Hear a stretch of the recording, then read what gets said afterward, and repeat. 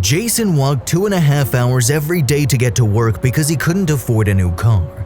After many years, a colleague offered him a ride, and a few days later, a strange woman did the same. Then she and his colleague gave him the shock of a lifetime. Jason Berry was on his way to work as always. He started working as a janitor at high school at 25, and almost 20 years had gone by since. He was now 45 years old. Usually it'd take 40 minutes to drive from his house to the school, but the only car he'd ever owned was his dad's old Fiat, and it broke down when Jason was 30. Since then he has walked to work, which takes 2.5 hours. It wasn't so bad. He was used to it by now, although it wasn't easy on rainy days. He listened to music on a used iPod and considered it his exercise for the day. It also gave him some time to think about everything in his life and all he'd gone through. At 13, his parents unexpectedly disappeared after taking a trip, and Jason went to live with his aunt and uncle. They were friendly people but already had 5 kids of their own, so money was already tight when Jason came along. He worked odd jobs here and there to afford his things, and he even managed to help out at home. But his teenage years were hard. He began to resent the world and rebelled terribly. His friends weren't the best people, and Jason got caught with them during a stupid school prank, and they were all expelled from his school. That's when he woke up. He was almost 18 at the time, and his hopes of making a better life for himself were gone instantly. He couldn't do that anymore and found a proper job as a pizza maker in a store. When he was finally of age, he moved into his parents' old house, but since it had been abandoned for years, it needed some serious repairs. He also had to pay a mint in inheritance taxes, so his life seemed even crazier. He had no time to study for his GED and eventually forgot about it. He just read books at night when he wasn't tired from work. At 25, he accepted a job as a janitor at school because the pizza place where he worked went out of business. It was only a slight pay increase and had few benefits. The downside was that it was 40 minutes away from his hometown in Alabama. He used his dad's old car to commute until it broke down 5 years later. That's when he started walking 2.5 hours to work and 2.5 hours back home. He barely had time for anything after such a long commute, but he had no other choice. His job was peaceful and he liked seeing the kids with all their potential and dreams for the future. Although he often wished that his life would have been different, it gave him hope. Suddenly, a car stopped beside him. Typically, there weren't many vehicles driving around because he commuted ridiculously early to get there on time every day, so he was surprised by this turn of events. At first, he thought it might be Mrs. Garrison, the science teacher who had stopped by much the same way a few days earlier. She offered him a ride and asked if his car had broken down. Jason laughed heartily at that statement and told her his vehicle had been dead for 15 years. "Really?" she asked him in marvel. "So you walk to work every day? How long does it take?" "About 2.5 hours, Jason responded. "What? You can't be serious," Mrs. Garrison said in shock. "I am," he continued, smiling at the kind teacher who'd always treated him as a colleague and never anything less.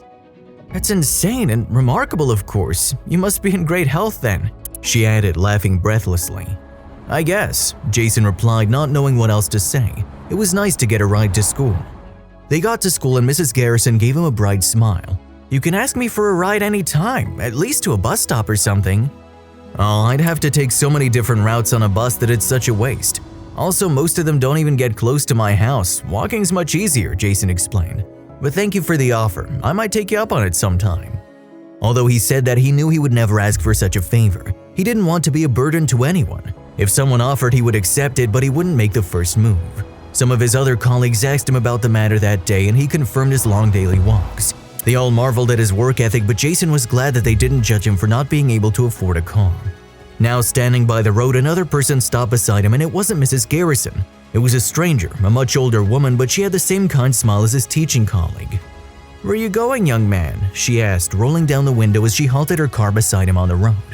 "I'm going to the high school. It's nearby," Jason answered, bending to look at the woman directly.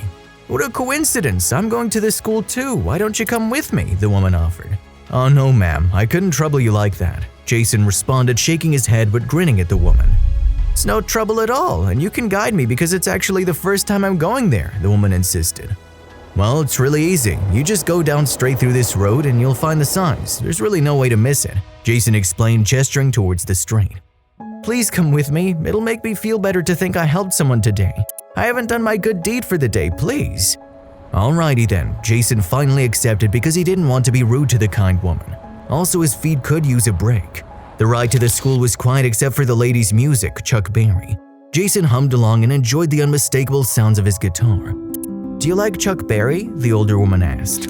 "I enjoy his music from time to time. We share the same last name," Jason revealed. The woman said, but she was smiling for some reason. I've never seen you at school. Are you applying for a teaching position? No, I have some business over there today and I'm hoping to deliver some great news to someone special, she answered. Jason nodded, not wanting to pry into her private business. They drove in a quiet pace for the rest of the drive except when Jason had to guide her through some turns. She could have done this alone. You can leave me here, please, Jason indicated and the woman stopped. The parking lot's right over there. Should be open already, though it's early. Thank you, young man, for everything. No, thank you for the ride, Jason said in return. She smiled up at him from her car window and said, I hope to see you soon. What a kind lady, he said to himself as he entered the building and went to the janitor's closet to get ready for the day. His working day was almost finished and Jason had already decided to change when Mrs. Garrison came to find him. Mr. Barry, can you come to the library with me? There's something we need you for, his calling requested. Jason smiled. What happened? Do I need a mop? He wondered. You better come and then decide what you need, she explained and walked away expecting him to follow. Jason thought her message was odd but went along with her. When they got to the library, Jason saw the principal, Mr. Garcia, several other teachers, a few students, and surprisingly the woman who'd given him a ride that day. What's going on? He asked, not knowing whether to smile or worry about his job. Mr. Garcia stepped forward from the crowd and patted his shoulder. Nothing's going on, Mr. Barry. We just have something for you, he began. Mrs. Garrison told us about your situation and even some of the students found out. What situation? Your daily commute, Mrs. Garrison chimed in. Oh, Jason muttered, not knowing what else to say. He wasn't exactly happy that everyone at school had discovered it, but it wasn't a secret either. I still don't understand. Well, our tech and online savvy students created a GoFundMe for you, Mr. Garcia revealed, although Jason had no idea what that was. Here. The principal handed him a check and Jason's mouth popped open. He stared at the number written at the top and couldn't believe it. It was for $10,000. What is this? What's a GoFundMe? Jason asked, his mouth still open in shock. It's a crowdfunding site.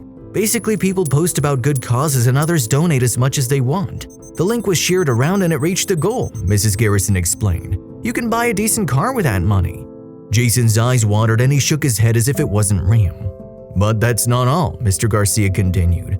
There's someone here who saw the link we posted online. She donated and started asking questions about you, and this might be an even bigger surprise than the check.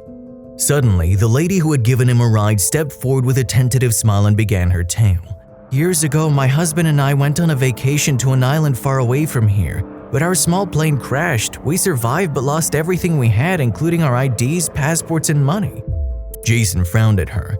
He had no idea why she was telling him any of that, but he wanted to keep listening.